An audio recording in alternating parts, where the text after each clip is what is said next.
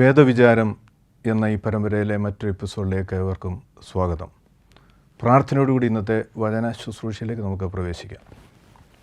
സ്നേഹിയാകുന്ന സ്വർഗീയ പിതാവാം ദൈവമേ, ഒരിക്കൽ കൂടി അങ്ങയുടെ തിരുവചനങ്ങളെ ധ്യാനിപ്പാൻ തക്കവണ്ണം അങ്ങ് ഞങ്ങൾക്ക് നൽകിയിരിക്കുന്ന ഈ മുഖാന്തരത്തെ ഓർത്ത് നന്ദിയോടെ ഞങ്ങൾ സ്തുതിക്കുന്നു, സ്തോത്രം ചെയ്യുന്നു. ജീവൻ്റെ വചനങ്ങളെ ഘോഷിപ്പാൻ ബലഹീന നടിയനെ അങ്ങ് സഹായിക്കണമെന്ന് പ്രാർത്ഥിക്കുന്നു. ഈ വചനം കേൾക്കുന്ന എല്ലാ മക്കൾക്കും അനുഗ്രഹത്തിന് മുഖാന്തരമൊരുക്കുകയും തിരുനാമം അവരിലൂടെ മഹത്വപ്പെടുവാൻ സഹായിക്കുകയും ചെയ്യണമേ. ബലഹീന നടിയനെ കരങ്ങളിൽ സമർപ്പിക്കുന്നു. നൽകിയിരിക്കുന്ന കൃപയിൽ നിന്ന് ഈ വചനം ഘോഷിപ്പാൻ സഹായിക്കണമെന്ന് യേശുനാഥ് ഉപേക്ഷിക്കുന്ന പ്രാർത്ഥന പിതാവ് കേൾക്കണമേ. ആമേൻ.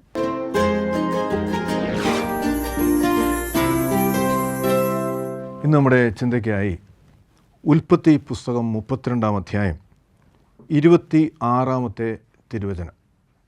Genesis chapter 32 verse 26. അപ്പോൾ ആ പുരുഷൻ, നേരം പുലരുന്നതിനാൽ എന്നെ പോകുവാൻ അനുവദിക്കൂ എന്ന് പറഞ്ഞതിന്, നീ എന്നെ അനുഗ്രഹിച്ചിട്ടല്ലാതെ ഞാൻ നിന്നെ വിടുകയില്ല എന്ന് അവൻ പറഞ്ഞു. ത്രിയേക ദൈവത്തിൻ്റെ തിരുനാമത്തിന് മഹത്വമുണ്ടാകട്ടെ. കർത്താവിൽ പ്രിയ സഹോദരങ്ങളെ, ദൈവിക അനുഗ്രഹങ്ങൾക്ക് വേണ്ടി ദൈവത്തോട് പ്രാർത്ഥിക്കുന്നവരാണ് നാം ഓരോരുത്തരും. പ്രാർത്ഥന പലതരങ്ങളിൽ ഒരുപക്ഷെ നാം ചെയ്യുന്നുണ്ടാകാം. ചെറിയ ആവശ്യങ്ങൾക്ക് വേണ്ടി ഉള്ള പ്രാർത്ഥനകളല്ല വലിയ കാര്യങ്ങൾ നേടിയെടുക്കുവാൻ നാം ചെയ്യാറുള്ളത്. വലിയ കാര്യങ്ങൾ നേടിയെടുക്കുവാൻ ഒരുപക്ഷെ തീവ്രമായ പ്രാർത്ഥനകളും ഉപവാസങ്ങളൊക്കെയും എടുക്കുന്നവരാകാം നാം. ജീവിതത്തിൻ്റെ പ്രതിസന്ധി ഘട്ടങ്ങളിൽ മുമ്പോട്ട് പോകുവാൻ കഴിയാത്ത സാഹചര്യങ്ങളിൽ ഒരു ദൈവഭക്തനെ സംബന്ധിച്ചിടത്തോളം അവൻ്റെ ആശ്രയം അവൻ്റെ ദൈവം മാത്രമാണ്. മറ്റാർക്കും സഹായിക്കുവാൻ കഴിയാത്ത സാഹചര്യങ്ങളൊക്കെയും നമ്മുടെ ജീവിതത്തിൽ കടന്നു വരുമ്പോൾ ദൈവത്തിന് അസാധ്യമായതൊന്നുമില്ല എന്ന് വിശ്വസിക്കുന്ന ഒരു ദൈവഭക്തനെ സംബന്ധിച്ചിടത്തോളം ദൈവത്തിൻ്റെ സന്നിധിയിൽ നിരന്തരമായി പ്രാർത്ഥിക്കുകയും ദൈവത്തിൽ നിന്ന് അനുഗ്രഹങ്ങൾ പ്രാപിക്കുവാൻ തക്കവണ്ണം ദൈവത്തോട് മല്ലിടുകയും ചെയ്യുന്ന സാഹചര്യങ്ങൾ ഒക്കെയും നമ്മുടെ ജീവിതത്തിലുണ്ടാകും. അപ്രകാരമൊരു സാഹചര്യം ഇവിടെ നാം തിരുവചനത്തിലൂടെ വായിക്കുകയാണ്. അപ്പോൾ ആ പുരുഷൻ, നേരം പുലരുന്നതിനാൽ എന്നെ പോകുവാൻ അനുവദിക്കൂ എന്ന് പറഞ്ഞതിന്, നീ എന്നെ അനുഗ്രഹിച്ചിട്ടല്ലാതെ ഞാൻ നിന്നെ വിടുകയില്ല എന്ന് അവൻ പറഞ്ഞു. ദൈവത്തിൻ്റെ ദൂതനുമായി മല്ലിടുന്ന ഒരു മനുഷ്യനെയാണ് നമ്മുടെ കാണുന്നത്. ദൈവത്തിൻ്റെ ദൂതൻ എന്ന് പറയുമ്പോൾ ദൈവത്തിൻ്റെ റെപ്രസെൻറ്റേറ്റീവ്, ദൈവത്തെ പ്രതിനിധാനം ചെയ്യുന്ന, ദൈവത്തിൻ്റെ അരുളപ്പാട് മനുഷ്യനെ അറിയിക്കുന്ന ദൂതന്മാർ. അപ്രകാരമുള്ള ഒരു ദൂതനോട് രാത്രി മുഴുവൻ മല്ലിട്ട് പകൽ ആകാറാകുമ്പോൾ ദൂതൻ പറയുകയാണ്, നേരം പുലരുന്നതിനാൽ എന്നെ പോകുവാൻ അനുവദിക്കൂ, എന്നെ വിടുക. കാരണം ദൂതനെ വിടാൻ കഴിയാത്ത തരത്തിൽ ദൂതനെ പിടിച്ച് അനുഗ്രഹത്തിന് വേണ്ടി യാചിക്കുന്ന ഒരു മനുഷ്യനെ നമുക്ക് ഇവിടെ കാണുവാൻ കഴിയുകയാണ്. ഇതാരാണ്? നമുക്കറിയാം, ഗോത്രപിതാക്കൾ അബ്രഹാം, ഇസാക്ക്, യാക്കോബ്. അപ്പോൾ 3-ാം തലമുറക്കാരനായ യാക്കോബ് ദൈവത്തിൽ നിന്ന് അനുഗ്രഹത്തിന് വേണ്ടി അവൻ ദൈവത്തിൻ്റെ ദൂതനെ പിടിച്ച് അനുഗ്രഹിച്ചിട്ടല്ലാതെ ഞാൻ നിന്നെ വിടുകയില്ല എന്ന് പറയുന്നതായിട്ട് നാം ഇവിടെ കാണുകയാണ്. അപ്പോൾ വീണ്ടും നാം അടുത്ത തിരുവചനത്തിൽ വായിക്കുകയാണ്, നിൻ്റെ പേരെന്ത് എന്ന് അവനോട് ചോദിച്ചു. യാക്കോബ് എന്ന് അവൻ പറഞ്ഞു. അപ്പോൾ അനുഗ്രഹം പ്രാപിച്ചല്ലാതെ ഞാൻ നിന്നെ വിടുകയില്ല എന്ന് യാക്കോബ് ദൂതനോട് പറയുമ്പോൾ ദൂതൻ ചോദിക്കണം, നിൻ്റെ പേരെന്താണ്? നാം മനസ്സിലാക്കണം, ദൈവത്തെ പ്രതിദാനം ചെയ്യുന്ന ദൂതന് ആരുമായിട്ടാണ് മല്ലിടുന്നതെന്ന് നന്നായിട്ട് അറിയാം. കാരണം ദൂതനാണ് അവൻ്റെ സന്നിധിയിലേക്ക് കടന്നു വന്നത്. യാക്കോബ് അവൻ്റെ ദൂതൻ്റെ സന്നിധിയിലേക്ക് പോയതല്ല. അപ്പോൾ ദൈവം തൻ്റെ ദൂതനെ ഒരു വ്യക്തിയുടെ അടുത്തേക്ക് അയക്കുകയാണ്. അത് യാക്കോബിൻ്റെ അടുത്തേക്കാണ് അയക്കുന്നത്, എവിടെയെങ്കിലും ആരുടെയെങ്കിലും അടുത്തേക്കല്ല. അപ്പോൾ വ്യക്തമായി ദൂതൻ അറിയാം ദൂതൻ ആരുമായിട്ടാണ് മല്ലിടുന്നത്. എന്നിട്ടും ദൂതൻ ഈ വ്യക്തിയോട് ചോദിക്കുകയാണ്, നിൻ്റെ പേരെന്ത്? അങ്ങനെ ചോദിക്കുവാനൊരു കാരണമുണ്ട്. ഏതാണ്ട് 20 വർഷങ്ങൾക്ക് മുമ്പ് തൻ്റെ പിതാവിനെ കബളിപ്പിച്ച് തൻ്റെ ജ്യേഷ്ഠൻ്റെ പേര് പറഞ്ഞ്, ഞാൻ യെശയ്യാവാണെന്ന് പറഞ്ഞുകൊണ്ട് ആ പിതാവിൽ നിന്ന് അനുഗ്രഹങ്ങൾ പ്രാപിച്ചുകൊണ്ട് പോയ ഒരു വ്യക്തിയാണ് ഇന്ന് ദൈവത്തിൻ്റെ ദൂതനുമായിട്ട് മല്ലിടുന്നത്. യേശാവെന്ന് പറഞ്ഞ് പേര് നൽകിക്കൊണ്ട് കബളിപ്പിച്ച് തൻ്റെ പിതാവിൽ നിന്ന് അനുഗ്രഹങ്ങൾ പ്രാപിച്ചുകൊണ്ട് കടന്നുപോയ വ്യക്തി ദൈവത്തിൽ നിന്ന് അനുഗ്രഹം പ്രാപിക്കുവാൻ തക്കോണം ഇവിടെ മറ്റൊരു മൽപ്പിടുത്തം നടത്തുകയാണ്.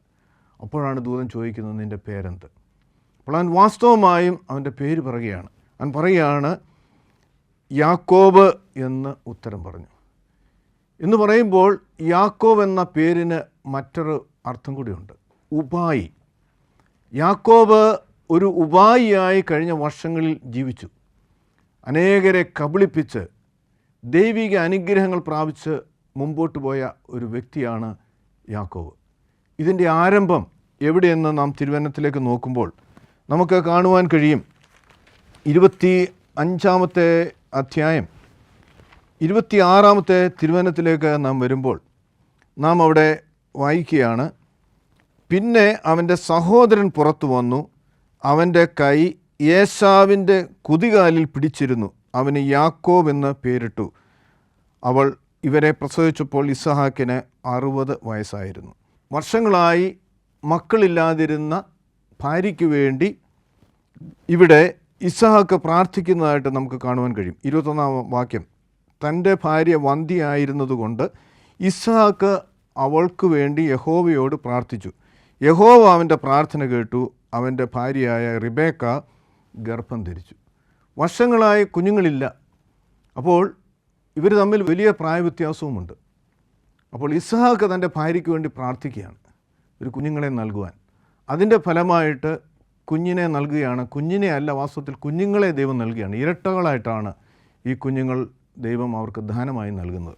തുടർന്ന് നാം വായിക്കുന്നുണ്ട്, അവളുടെ ഉദരത്തിൽ കുഞ്ഞുങ്ങൾ തമ്മിൽ തിക്കി. ഇങ്ങനെയാണെങ്കിൽ ഞാൻ എന്തിന് ജീവിക്കുന്നു എന്ന് പറഞ്ഞ് അവൾ യഹോവയോട് ചോദിക്കുവാൻ തുടങ്ങി. കുഞ്ഞുങ്ങളില്ല.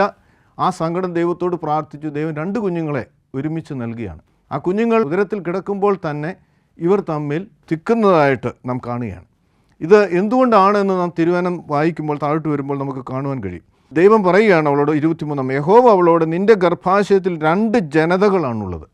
2 കുഞ്ഞുങ്ങളുണ്ട്. പക്ഷേ ഈ കുഞ്ഞുങ്ങളിലൂടെ 2 ജനതകൾ ഉത്ഭവിക്കാൻ പോവുകയാണ്. എന്നിട്ട് പറയുകയാണ്, നിൻ്റെ ഉദരത്തിൽ വെച്ച് തന്നെ 2 ജനസമൂഹങ്ങൾ വേർതിരിക്കപ്പെടും. ഒരു ജനസമൂഹം മറ്റതിനേക്കാൾ പ്രബലമായിരിക്കും. ജ്യേഷ്ഠൻ അനുജനെ സേവിക്കും എന്ന് അരുളി ചെയ്തു. ദൈവം അവളോട് പറയുകയാണ്, നിൻ്റെ ഉദരത്തിലുള്ള 2 കുഞ്ഞുങ്ങൾ 2 ജനതകളായിട്ട് അവർ തീരും. അതിൽ ഒരു ജനത മറ്റ് ജനതയെ സേവിക്കും. മാത്രമല്ല ജ്യേഷ്ഠൻ അനുജനെ സേവിക്കും. അപ്പോൾ ജ്യേഷ്ഠന് അനുജനെ സേവിക്കും 2 ജനതകളിൽ. അങ്ങനെ ആണ് ദൈവത്തിൻ്റെ വലിയ വാഗ്ദത്തം അവൾക്ക് നൽകുന്നത്. അപ്പോൾ ആദ്യം പുറത്ത് കടന്നു വരുവാനുള്ള ഒരു തിക്കാണ് ഉദരത്തിൽ വെച്ച് തന്നെ ആരംഭിക്കുന്നത്. കാരണം ആദ്യം പുറത്തു വരുന്ന ഇത് ജ്യേഷ്ഠനാണ്. ഇരട്ടകളാണെങ്കിൽ പോലും ഒരു പക്ഷേ 1, 2 അല്ലെങ്കിൽ 4, 5 മിനിറ്റുകളുടെ വ്യത്യാസം അവരുടെ ജനനത്തിലുണ്ടാകുമ്പോൾ ജ്യേഷ്ഠന് ദൈവം കൊടുത്തിരിക്കുന്ന വലിയ അനുഗ്രഹമാണ്. നാം വായിച്ചു ഇവിടെ, ജ്യേഷ്ഠൻ അനുജനെ സേവിക്കും എന്ന് അരുളി ചെയ്തു. അപ്പോൾ ആ ഒരു തിക്ക് അവിടെ നമുക്ക് കാണുവാൻ തക്കോണം കഴിയും. എന്നിട്ട് താഴോട്ട് നാം വരുമ്പോൾ അവളുടെ പ്രസവകാലം തികഞ്ഞപ്പോൾ അവളുടെ ഗർഭാശയത്തിൽ 2 കുട്ടികൾ ഉണ്ടായിരുന്നു. ആദിജാതൻ ചുവപ്പ് നിറമുള്ളവനായിരുന്നു. അവൻ്റെ ശരീരം രോമക്കുപ്പായം പോലെ ആയിരുന്നു. അവർ അവന് യേശാവെന്ന് പേരിട്ടു. അപ്പോൾ ദൈവം കൊടുത്തിരിക്കുന്ന ഈ വലിയ വാഗ്ദത്തം, ജ്യേഷ്ഠൻ അനുജനെ സേവിക്കുമെന്ന് പറയുമ്പോൾ, അന്ന് ഇസ്രായേൽ ജന അല്ലെങ്കിൽ അന്നത്തെ സാഹചര്യത്തിൽ ജ്യേഷ്ഠനാണ് അവകാശം കൂടുതൽ ലഭിക്കുക. നാം തിരുവചനം പഠിക്കുമ്പോൾ 3/2 ഭാഗം ജ്യേഷ്ഠന് കിട്ടും, 3/1 ഭാഗം അനുജന് കിട്ടും. അങ്ങനെയായിരുന്നു അന്നത്തെ വ്യവസ്ഥ.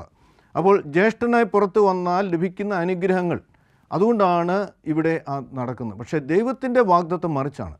ജ്യേഷ്ഠൻ അനുജനെ സേവിക്കുമെന്ന് പറയുകയാണ്. പിന്നെ വായിക്കുകയാണ്, പിന്നെ അവൻ്റെ സഹോദരൻ പുറത്തു വന്നു, അവൻ്റെ കൈ ഏശാവിൻ്റെ കുതികാലിൽ പിടിച്ചിരുന്നു, അവന് യാക്കോബ് എന്ന് പേരിട്ടു.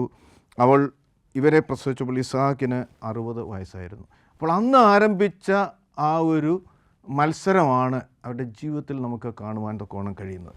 തുടർന്ന് നാം വരുമ്പോൾ 25-ാം അധ്യായത്തിൻ്റെ 29 മുതലുള്ള തിരുവചനം, ഒരിക്കൽ യാക്കോബ് പായസം വെച്ചുകൊണ്ടിരിക്കുമ്പോൾ ഏശാവ് വെളിമ്പ്രദേശത്ത് നിന്ന് ക്ഷീണിച്ചവശനായി വന്നു. ഏശാവ് യാക്കോബിനോട്, ഞാൻ ക്ഷീണിച്ചവശനായിരിക്കുന്നതിനാൽ ആ ചുവന്ന പായസത്തിൽ കുറച്ചെനിക്ക് തരണം എന്ന് പറഞ്ഞു. അതുകൊണ്ട് അവന് ഏദോം എന്ന് പേരായി.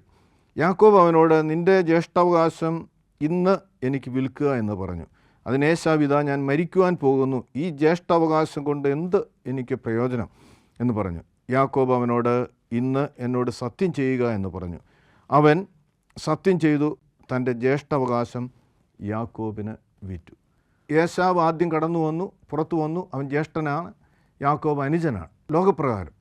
പക്ഷേ ഈ ജ്യേഷ്ഠ അവകാശം ലഭിക്കേണ്ട, അതായത് 2/3 സ്വത്തുക്കൾ പിതാവിൽ നിന്ന് ജനിക്കേണ്ട ജ്യേഷ്ഠ അവകാശം വിലയ്ക്ക് വാങ്ങുകയാണ്. അത് വിലയ്ക്ക് വാങ്ങുക എന്ന് പറയുമ്പോൾ ഏശാവിൻ്റെ ഏറ്റവും കഷ്ടതയുടെ സാഹചര്യത്തിലാണ് അനുജനായ യാക്കോബ് ഇത് ചെയ്യുന്നത്. അവൾ മരിക്കാൻ പോകുന്നു. അപ്പോൾ അത്രയും ബുദ്ധിമുട്ടുള്ളൊരു സാഹചര്യത്തിൽ ഈ ജ്യേഷ്ഠാവകാശം വിലയ്ക്ക് വാങ്ങുന്നതായിട്ട് നാം കാണുകയാണ്. അപ്പോൾ ഉപായമായിട്ട് ജ്യേഷ്ഠാവകാശം സ്വായത്തമാക്കുന്ന യാക്കോബിനെ നമുക്കിവിടെ കാണുവാൻ തക്കോണം കഴിയും. അങ്ങനെ അനുജനായ യാക്കോബ് ജ്യേഷ്ഠനിൽ നിന്ന് ആ ജ്യേഷ്ഠാവകാശം ജ്യേഷ്ഠൻ്റെ പ്രതിസന്ധി ഘട്ടത്തിൽ ഉപായ രൂപേണ പ്രാപിക്കുന്നതായിട്ട് നമുക്ക് കാണുവാൻ കഴിയും. തുടർന്ന് മുമ്പോട്ട് പോകുമ്പോൾ 27-ാം അധ്യായത്തിൽ നാം വായിക്കുകയാണ് 12-ാമത്തെ തിരുവചനം. ഒരുപക്ഷെ അപ്പൻ എന്നെ തപ്പി നോക്കിയാൽ ഞാൻ കബളിപ്പിക്കുന്നവൻ എന്ന് അവന് തോന്നിയിട്ട് ഞാൻ എൻ്റെ മേൽ അനുഗ്രഹമല്ല ശാപമായിരിക്കും വരുത്തി വയ്ക്കുന്നതെന്ന് പറഞ്ഞു. അവൻ്റെ അമ്മ അവനോട്, എൻ്റെ മകനെ, നിൻ്റെ ശാപം എൻ്റെ മേൽ വന്നുകൊള്ളട്ടെ, ഞാൻ പറയുന്നത് നീ അനുസരിക്കുക, നീ ചെന്നവയെ കൊണ്ടുവരിക എന്ന് പറഞ്ഞു. അവൻ പോയി അവയെ അമ്മയുടെ അടുക്കൽ കൊണ്ടുവന്നു. അമ്മ അവൻ്റെ പിതാവിന് ഇഷ്ടവും രുചികരമായ ഭക്ഷണം തയ്യാറാക്കി. പിന്നെ റിബേക്ക വീട്ടിൽ എൻ്റെ പക്കലുണ്ടായിരുന്ന മൂത്ത മകനായ ഏശാവിൻ്റെ ഏറ്റവും നല്ല വസ്ത്രങ്ങളെടുത്ത് ഇളയ മകനായ യാക്കോബിനെ ധരിപ്പിച്ചു. എന്താണ്? പിതാവ് മരണശയ്യയിലായിരിക്കുകയാണ്. പിതാവിന് ഭക്ഷണം, വളരെ രുചികരമായ ഭക്ഷണം ഉണ്ടാക്കി കൊടുത്തുകൊണ്ടിരുന്ന മൂത്ത സഹോദരൻ ഏശാവ്. 27-ാം അധ്യായത്തിൻ്റെ ആദ്യ തിരുവചനം വായിക്കണം. ഇസ്ഹാക്ക് വൃദ്ധനായി കാഴ്ചയില്ലാത്ത വിധം അവൻ്റെ കണ്ണുകൾ മങ്ങിയപ്പോൾ അവൻ തൻ്റെ മൂത്ത മകനായ ഏശാവിനെ വിളിച്ച് അവനോട്, എൻ്റെ മകനെ എന്ന് പറഞ്ഞു. അതിനവൻ, ഇതാ ഞാൻ ഇവിടെയുണ്ട് എന്ന് പറഞ്ഞു. അപ്പോൾ അവനോട്, ഇതാ ഞാൻ വൃദ്ധനായിരിക്കുന്നു, ഞാൻ ഏത് ദിവസം മരിക്കുമെന്ന് എനിക്ക് അറിഞ്ഞുകൂടാ. അതുകൊണ്ട് നീ ഇപ്പോൾ നിൻ്റെ ആയുധങ്ങളായ ആവനാഴിയും വില്ലുമെടുത്ത് വെളിംപ്രദേശത്ത് നിന്ന് എനിക്ക് വേണ്ടി വേട്ട തേടി എനിക്കിഷ്ടവും രുചികരവുമായ ഭക്ഷണം തയ്യാറാക്കി ഞാൻ മരിക്കുന്നതിന് മുമ്പ് ഭക്ഷിച്ച് നിന്നെ അനുഗ്രഹിക്കേണ്ടതിന് എൻ്റെ അടുക്കൽ കൊണ്ടുവരിക എന്ന് പറഞ്ഞു. അപ്പോൾ പിതാവ് മരിക്കുന്നതിന് മുമ്പ് മക്കളെ അനുഗ്രഹിക്കുന്ന ഒരു പതിവ് അവിടെയുണ്ട്. അപ്പോൾ പിതാവ് പറയുകയാണ്, ഞാൻ മരിക്കാൻ ദിവസങ്ങളേ ഉള്ളൂ, എന്നാണ് സംഭവിക്കുന്നത് അറിഞ്ഞുകൂടാ. അതുകൊണ്ട് രുചികരമായ ഭക്ഷണം നീ വേട്ട ചെയ്ത് എനിക്ക് അത് തയ്യാറാക്കി കൊണ്ടുവരിക, ഞാൻ മരിക്കുന്നതിന് മുമ്പ് ഭക്ഷിച്ച് നിന്നെ അനുഗ്രഹിക്കേണ്ടതിന് എൻ്റെ അടുക്കൽ കൊണ്ടുവരിക എന്ന് പറഞ്ഞു. അങ്ങനെ ഏശാവ് പിതാവിൻ്റെ ആഗ്രഹം മാനിക്കാൻ കടന്നു പോവുകയാണ്. മാത്രമല്ല, പിതാവിൽ നിന്ന് അനുഗ്രഹങ്ങൾ ലഭിക്കുവാൻ തക്കവണ്ണമുള്ള തയ്യാറെടുപ്പോടുകൂടി ഏശാവ് കടന്നു പോവുകയാണ്. അങ്ങനെ പോകുന്ന സാഹചര്യത്തിൽ ഈ സംസാരം കേട്ട റെബേക്കായ്ക്ക് ഇളയ മകനോടാണ് സ്നേഹം, എന്നാൽ ഇസ്ഹാക്കിന് മൂത്ത മകനായ ഏശാവിനോടാണ് സ്നേഹം. ഇപ്പോൾ റെബേക്ക പറയുകയാണ്, 6-ാം വാക്യം. റെബേക്ക തൻ്റെ മകനായ യാക്കോബിനോട്, നിൻ്റെ അപ്പൻ ഏശാവിനോട് പറയുന്നത് ഞാൻ കേട്ടു. വേട്ടയിറച്ചി കൊണ്ടുവന്ന് എനിക്ക് രുചികരമായ ഭക്ഷണം തയ്യാറാക്കി തരൂ, അത് ഭക്ഷിച്ച് എൻ്റെ മരണത്തിന് മുമ്പ് യഹോവയുടെ സന്നിധിയിൽ നിന്നെ അനുഗ്രഹിക്കും. അതുകൊണ്ട് എൻ്റെ മകനെ, ഇപ്പോൾ ഞാൻ നിന്നോട് ആജ്ഞാപിക്കുന്ന കാര്യം നീ അനുസരിക്കണം എന്ന് പറഞ്ഞിട്ട് ആട്ടിൻപറ്റത്തിൽ നിന്ന് ഒരു ആട്ടിൻകുട്ടിയെ തയ്യാറാക്കി അപ്പന് ഭക്ഷിക്കുവാൻ വേട്ടയിറച്ചി ആണ് എന്ന് പറഞ്ഞുകൊണ്ട് ജ്യേഷ്ഠനാണെന്ന് ഉപായരൂപേണ കടന്നുപോയി അനുജൻ ഇവിടെ പിതാവിൽ നിന്ന് അനുഗ്രഹങ്ങൾ പ്രാപിക്കുന്നതായിട്ട് നമുക്ക് കാണുവാൻ കഴിയും. നാം താഴ്ത്തു വരുമ്പോൾ അത് വായിക്കുകയാണ്. 16 ഉള്ള തിരുവചനം. അവൾ ആട്ടിൻകുട്ടിയുടെ തോൽ കൊണ്ട് അവൻ്റെ കൈകളും രോമമില്ലാത്ത കഴുത്തും പൊതിഞ്ഞു. അപ്പോൾ ജ്യേഷ്ഠന് രോമാവൃതനാണ്, പിതാവിന് കണ്ണിന് കാഴ്ചയില്ല. പക്ഷേ ഈ മകനെ തപ്പി നോക്കുമ്പോൾ ജ്യേഷ്ഠനാണെന്ന് മനസ്സിലാകണം. അതിനായിട്ട് യാക്കോബിൻ്റെ ദേഹത്ത് ആട്ടിൻകുട്ടിയുടെ രോമം കൊണ്ട് അവൻ്റെ കൈകളും രോമമില്ലാത്ത കഴുത്തും പൊതിഞ്ഞു. താൻ തയ്യാറാക്കിയ രുചികരമായ ഭക്ഷണവും അപ്പവും തൻ്റെ മകനായ യാക്കോബിൻ്റെ കയ്യിൽ കൊടുത്തു. അവൻ പിതാവിൻ്റെ അടുക്കൽ ചെന്ന് അപ്പാ എന്ന് പറഞ്ഞു. അവൻ, ഞാനിതാ, നീ ആരാകുന്നു മകനെ എന്ന് ചോദിച്ചു. യാക്കോബ് പിതാവിനോട്, ഞാൻ നിൻ്റെ ആദ്യജാതനായ ഏശാവാണ്, നീ പറഞ്ഞതുപോലെ ഞാൻ ചെയ്തിരിക്കുന്നു. എഴുന്നേറ്റിരുന്ന് ഞാൻ കൊണ്ടുവന്ന വേട്ടയിറച്ചിയിൽ നിന്ന് ഭക്ഷിച്ചെന്നെ അനുഗ്രഹിക്കണമേ എന്ന് പറഞ്ഞു. ഇസ്ഹാക്ക് തൻ്റെ മകനോട്, മകനെ, ഇത്ര വേഗത്തിൽ നിനക്ക് ഇത് കിട്ടിയതെങ്ങനെ എന്ന് ചോദിച്ചു. നിൻ്റെ ദൈവമായ യഹോവ എൻ്റെ അടുക്കൽ എത്തിച്ചു എന്നവൻ മറുപടി പറഞ്ഞു. അപ്പോൾ ഇസ്ഹാക്ക് യാക്കോബിനോട്, മകനെ, അടുത്തു വരിക, നീ എൻ്റെ മകനായ ഏശാവ് ആകുന്നുവോ അല്ലയോ എന്ന് ഞാൻ നിന്നെ തപ്പി നോക്കട്ടെ എന്ന് പറഞ്ഞു. യാക്കോബ് പിതാവായ ഇസ്ഹാക്കിൻ്റെ അടുക്കൽ ചെന്നു.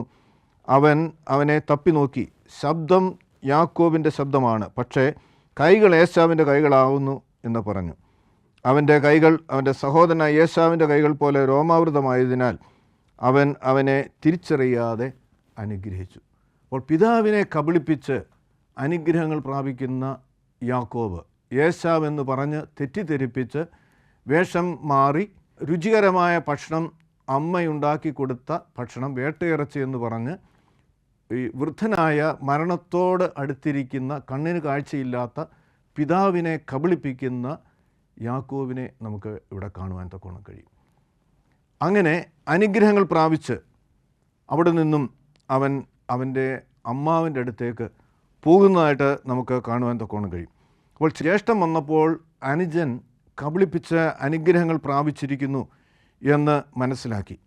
അപ്പോൾ അമ്മ തന്നെ ഇവനെ അയക്കുന്നതായിട്ട് നാം കാണുകയാണ്. അമ്മാവൻ്റെ മകളെ ഭാര്യയായി സ്വീകരിക്കുവാനുള്ള ഉപദേശം നൽകിക്കൊണ്ട് ഇവനെ അയക്കുന്നതായിട്ട് നമുക്ക് കാണുവാൻ തക്കോണം കഴിയും. അങ്ങനെ അവൻ അവിടെ നിന്ന് കടന്നുപോയി. ഏതാണ്ട് 20 വർഷക്കാലം അവൻ കടന്നു പോകുന്ന സാഹചര്യം നാം തിരുവേന നോക്കുമ്പോൾ നമുക്ക് കാണുവാൻ കഴിയും. വെറും ഒരു വടി മാത്രം കയ്യിൽ ഉള്ള ഒരു വ്യക്തിയായിട്ടാണ് അവൻ അവിടെ നിന്നും കടന്നു പോകുന്നത്, മറ്റൊന്നുമില്ല. പക്ഷേ അവൻ മടങ്ങി വരുന്നത് വലിയ സമ്പത്തുള്ളവനായിട്ടാണ്.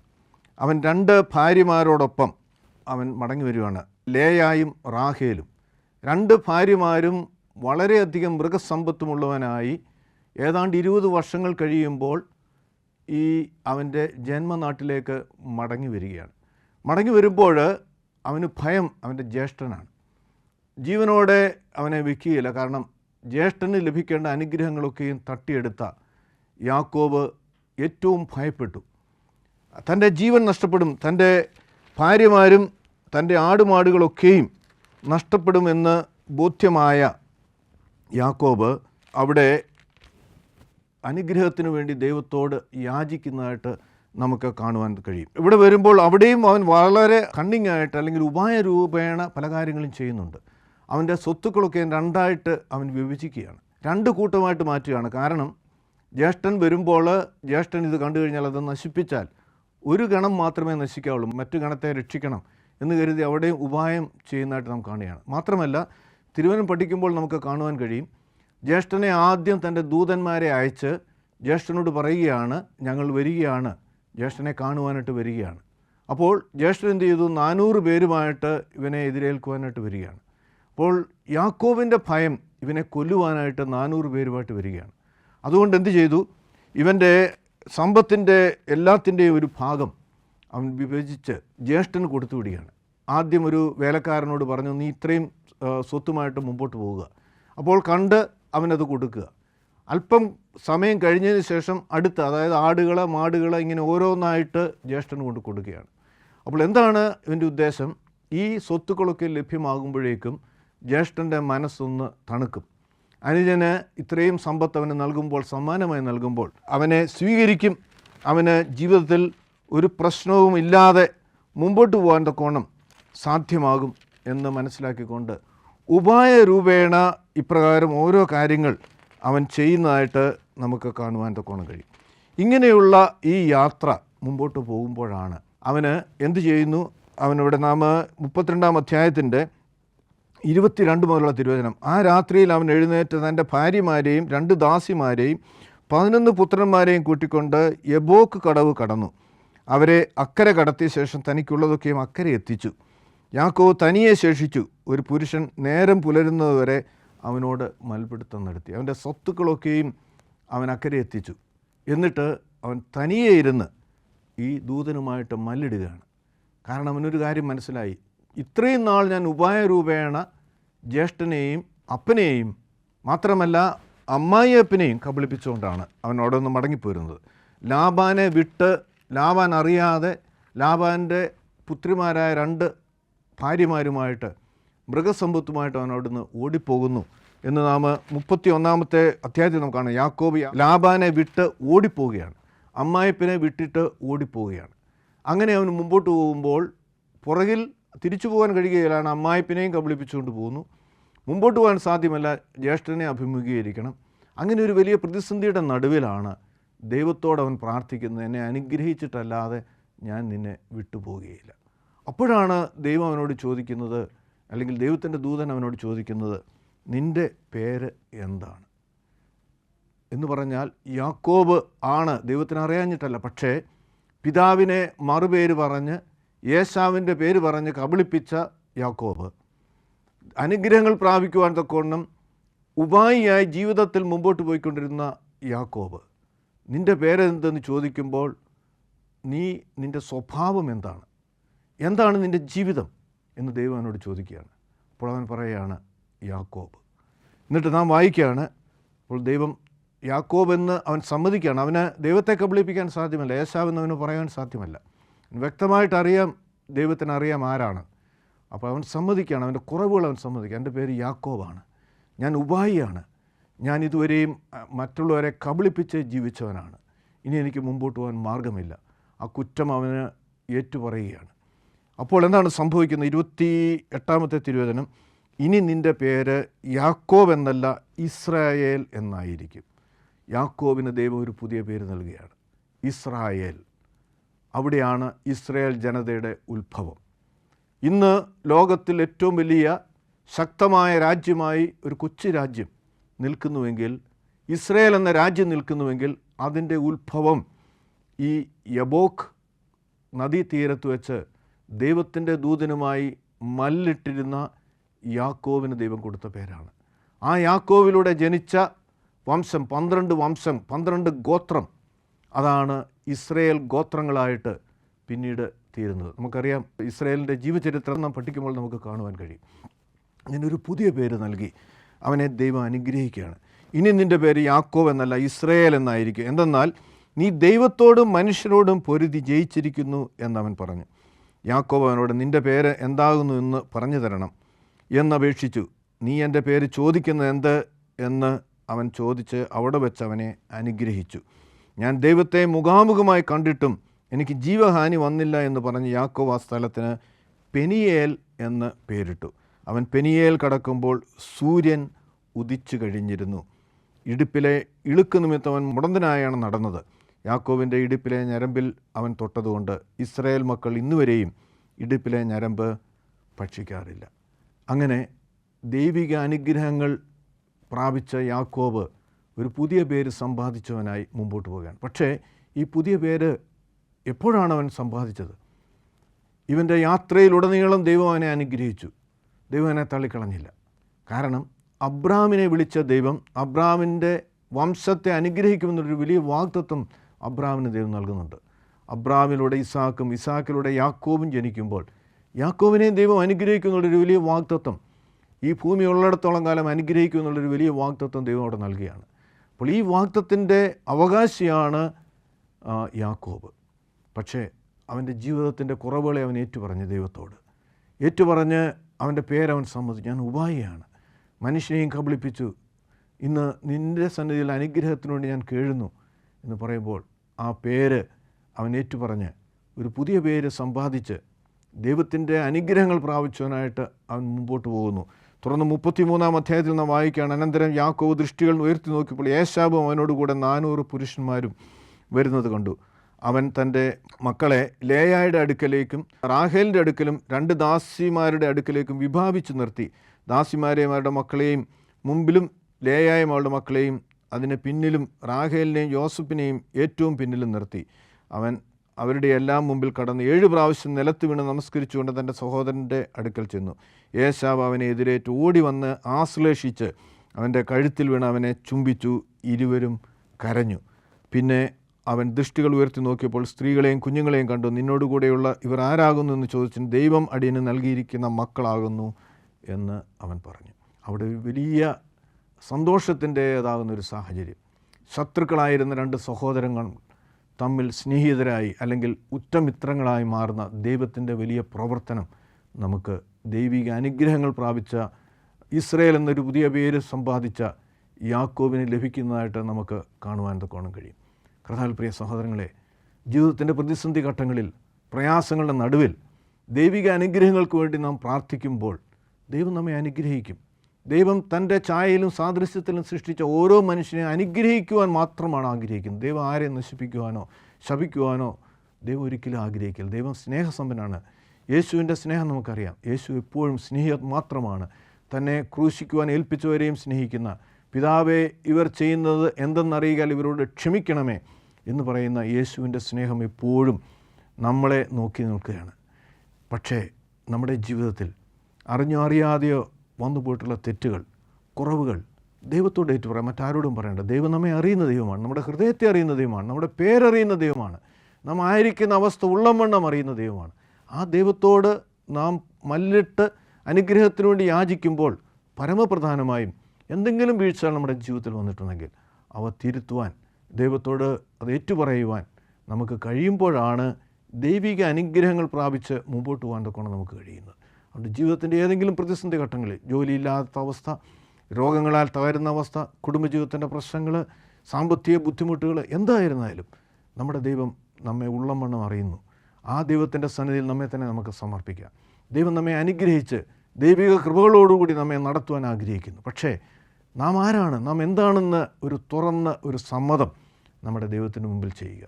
യാക്കോബ് ഇസ്രായേൽ എന്ന വലിയ പദവിയിലേക്ക് വന്നതുപോലെ ഇന്നും നൂറ്റാണ്ടുകൾ കഴിഞ്ഞപ്പോൾ ഏറ്റവും അനുഗ്രഹിക്കപ്പെട്ട ജനതയെന്നവർ നിൽക്കുകയാണ്. അവർ ഏറ്റവും പീഡിപ്പിക്കപ്പെടുന്നവരാണെങ്കിൽ പോലും എല്ലാവരുടെയും മുമ്പിൽ ഒന്നും ഉയർന്നു നിൽക്കുന്നതിൻ്റെ കാരണം അന്ന് ലഭിച്ച അനുഗ്രഹങ്ങളുടെ അടിസ്ഥാനമാണ്. അതുപോലെ നമ്മുടെ ആത്മീയ ജീവിതത്തിൽ, നമ്മുടെ അനുദിന ജീവിതയാത്രയിൽ അനുഗ്രഹ സമ്പൂർണ്ണമായി ദൈവം നമ്മെ ഓരോരുത്തരെയും നടത്തുവാൻ ആഗ്രഹിക്കുന്നു. അതിനായി നമ്മെ തന്നെ ദൈവത്തിൻ്റെ കരങ്ങളിലേക്ക് നമുക്ക് സമർപ്പിച്ച് അപ്രകാരം ഒരു സമർപ്പണത്തോടുകൂടി ദൈവിക അനുഗ്രഹങ്ങൾ പ്രാപിച്ച് മുമ്പോട്ട് പോകാൻ ദൈവം നമ്മെ സഹായിക്കട്ടെ. ദൈവം നമ്മെ അനുഗ്രഹിക്കട്ടെ.